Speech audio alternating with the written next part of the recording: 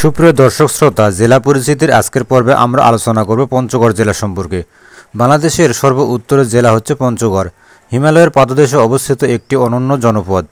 1984 সালের 1 ফেব্রুয়ারি তেঁতুলিয়া, পঞ্চগড় সদর, বোদা, দেবীগঞ্জ এবং আটোয়ারী উপজেলা নিয়ে গঠিত হয় এই জেলা।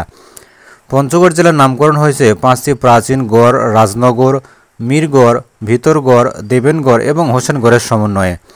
এ জেলার আয়তন 1404.62 বর্গ কিলোমিটার এবং জনসংখ্যা প্রায় 11,79,843 জন। পঞ্চগড়ের 3 দিক থেকে ঘিরে রয়েছে 286 কিলোমিটার দীর্ঘ ভারতীয় সীমান্ত, যা দার্জিলিং, জলপাইগুড়ি, কোচবিহার, পূর্ণিয়া এবং উত্তর দিনাজপুর জেলার সঙ্গে সংযুক্ত।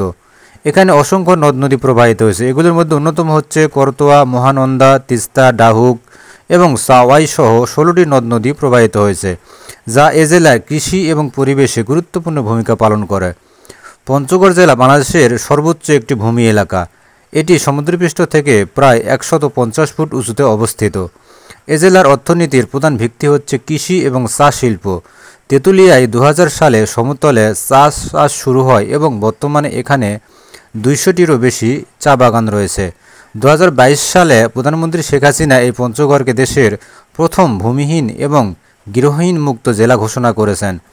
পঞ্চগড়ের উল্লেখযোগ্য দর্শনীয় স্থানগুলোর মধ্যে রয়েছে ভিতরগড়, দুর্গনগরী, মহারাজার দিঘি, বাংলাবান্ধা 0 পয়েন্ট, মির্জাপুর শাহী মসজিদ এবং তেঁতুলিয়ার চা বাগান।